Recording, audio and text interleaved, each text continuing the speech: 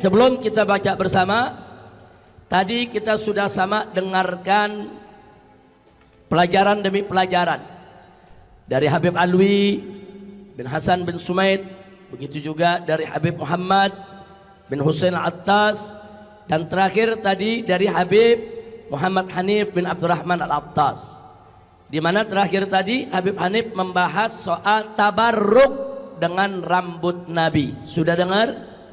Sudah dengar? Paham?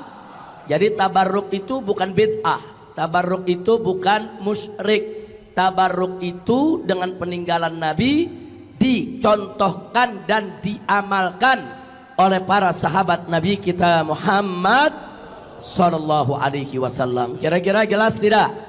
Jelas tidak? Nah sekarang kalau para sahabat bertabarruk, saya mau tanya yang ada di sini, mau tabarruk tidak? Mau tabarruk? Mau tabarruk dengan peninggalan Nabi kita Muhammad sallallahu alaihi wasallam, mau tidak? Betul?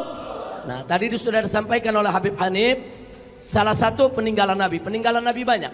Ada baju perangnya, ada jubahnya, ada imamahnya, ada pecinya, ada sendalnya, kemudian ada pedangnya, saudara. Dan kebanyakan peninggalan-peninggalan tersebut yang asli, bukan duplikat ya, yang asli itu disimpan di museum di Turki ya ikhwan. Loh kenapa kok bisa ada di Turki? Nah sebab dulu khilafah terakhir yang berdiri tegak menyatukan umat Islam seluruh dunia adalah khilafah Turki Utsmaniyah, yang mana ibu kotanya di Istanbul dulu ya ikhwan. Dulu tuh Istanbul tuh pusat peradaban. Nah maka itu saudara, semua peninggalan Nabi dulu oleh para khalifah dijaga betul. Dan alhamdulillah hasil penjagaan tersebut sampai hari ini masih ada. Alhamdulillah. Tapi perlu kita tahu, ada beberapa peninggalan Nabi yang lain itu disimpan oleh perorangan. Nah, oleh perorangan. Dan ini menyebar di seluruh dunia. Di antaranya yang tadi diceritakan oleh Habib Hanif adalah rambut Nabi alaihi salatu wassalam. Nah kalau ada yang nanya, bagaimana bisa dapat rambut Nabi? Nabi alaihi salatu wassalam sebagaimana diceritakan di dalam hadis, kalau beliau sedang cukur rambut seperti pada saat di Hudaybiyah waktu Nabi lagi tahallul ya ikhwan, begitu Nabi cukur rambut, sahabat berebut Nabi punya rambut ya ikhwan. Nah jadi memang sahabat tabarruk, ada yang dapat 2 lembar, ada yang dapat 5 lembar, ada yang dapat sejumput ya ikhwan, dan itu dibawa pulang oleh masing-masing sahabat. Jadi boleh dikatakan banyak sekali sahabat Nabi dulu yang menyimpan rambut Nabi. Nah bagaimana cara mereka menggunakan? Tadi sudah dijabarkan oleh Habib Hanif ya ikhwan. Ada yang direndam di air buat obat. Lihat gak tadi? Ada yang pengen dikubur dengan rambutnya ya ikhwan. Nah kemudian ada seperti Khalid bin Walid ditaruh di imamahnya ya ikhwan. Setiap perang bertempur selalu dibawa oleh Khalid bin Walid. Makanya jangan kaget kalau Khalid bin Walid bertempur nggak pernah kalah ya ikhwan. Barakah, itu namanya barakah. Nah jadi itu yang perlu kita tahu. Ada juga saudara, peninggalan-peninggalan tersebut dimiliki oleh para ulama karena turun temurun. Sahabat berikan kepada anaknya, anaknya berikan kepada anaknya, ada juga anaknya lagi berikan kepada muridnya, kadang-kadang diberikan kepada sahabatnya ya ikhwan. Kadang-kadang juga ada yang mimpi bertemu dengan Nabi, Nabi amanatkan bahwa apa peninggalan Nabi yang ada di tangannya untuk diberikan kepada si fulan. Nah itu biasanya kalau udah ada amanat begitu, yang megang itu langsung diberikan kepada si fulan ya ikhwan. Nah ini banyak terjadi di kalangan ulama kita. Alhamdulillah. Jadi kalau Anda ke Turki, Anda ke Yaman, Anda ke Mesir, Anda ke Syria, saudara, nah, itu banyak yang punya rambut Nabi. Nah para ulama-ulama kita, para masyayikh kita yang punya rambut Nabi ini biasanya kalau lagi memperingati Maulid, Isra Mi'raj, umat berkumpul, mereka keluarkan ya ikhwan. Mereka keluarkan untuk tabarruk. Mereka keluarkan saudara pada saat peringatan-peringatan tersebut. Dan alhamdulillah rambut Nabi tersebut sampai hari ini masih terjaga. Nah secara ilmiah keberadaan rambut ini penting. Jadi kalau ada yang menolak Muhammad itu hanya cerita khurafat, Muhammad itu fiktif, mana buktinya ada Muhammad? Mana buktinya 14 abad yang lalu ada manusia bernama Muhammad? Dengan adanya rambut itu bisa diperiksa gennya, DNA-nya bisa diperiksa ya ikhwan. Bagaimana DNA yaitu yang dimiliki oleh Nabi tersebut bisa dicocokkan oleh seluruh pongkol-pongkol Quraisy yang ada di dunia ini ya ikhwan. Bahkan itu juga bisa menjadi bukti bahwa setiap keturunan Nabi yang hidup pada hari ini pasti ada yaitu unsur kesamaan DNA dengan DNA Nabi. Membuktikannya lewat rambut yang ditinggalkan oleh Nabi, saudara. Alhamdulillah. Jadi kalau HP palsu ketahuan tuh kalau diperiksa. DNA Nabi kemana, DNA-nya kemana ya ikhwan. Nah jadi sebetulnya walaupun DNA ini belum dijadikan syarat untuk itsbatun nasab, enggak. Tapi paling tidak dia bisa menjadi bukti pendukung ya ikhwan. Alhamdulillah. Nah di sini saya tunjukkan contoh. Ini foto rambut Nabi yang ada di tangan para ulama kita di berbagai tempat.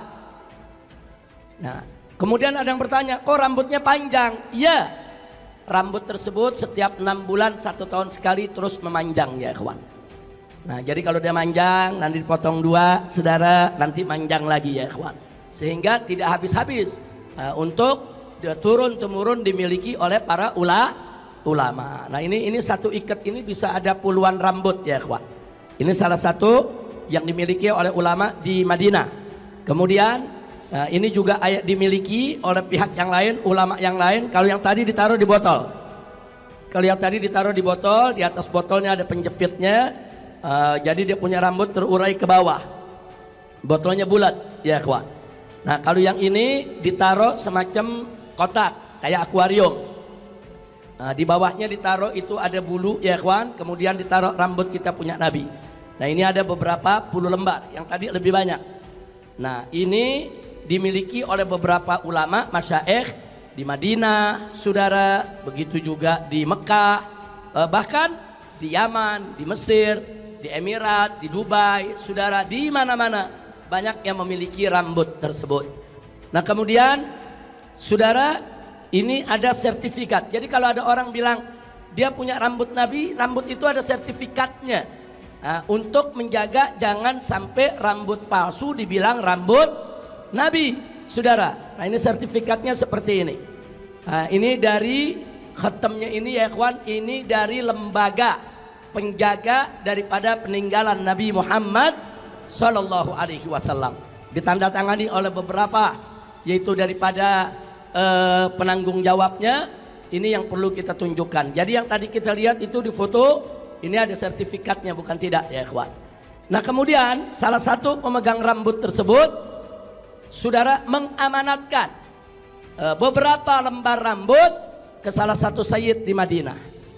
Ke salah satu sayyid As-Segaf di kota suci Madinah. Nah kemudian saudara, ala kulihal, saudara, pucuk di kita ulam tiba, saudara, tanpa kita meminta kecuali hanya kepada Allah. Saudara, akhirnya sayyid yang di Madinah ini yang dapat beberapa lembar rambut tadi, saudara, menghadiahkan kepada saya 1 lembar rambut. Alhamdulillahirabbil alamin. Hanya 1 lembar.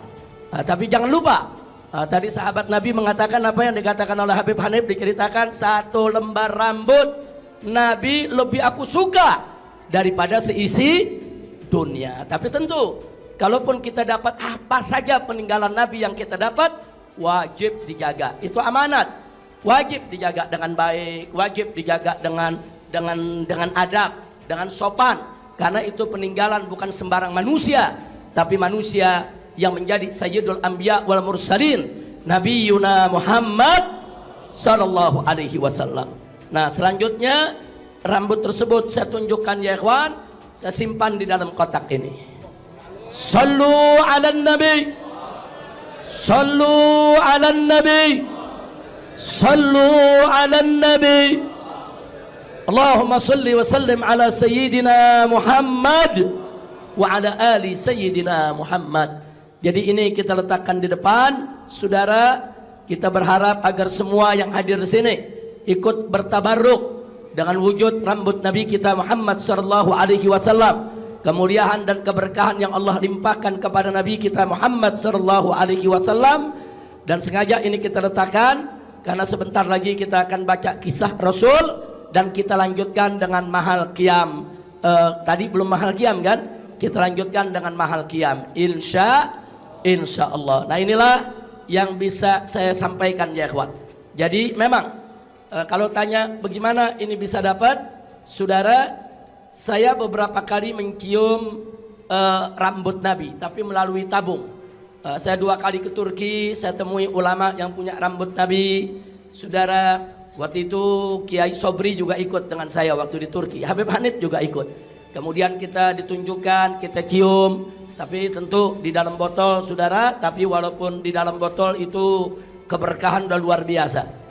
Kemudian begitu juga 2 kali saya di Turki, saya temui orang yang punya rambut Nabi. Kemudian di Madinah juga kita pernah mencium rambut Nabi. Dan satu lagi di Sewon, yaitu di Al-Habsyi. Nah, kita juga pernah mencium rambut Nabi.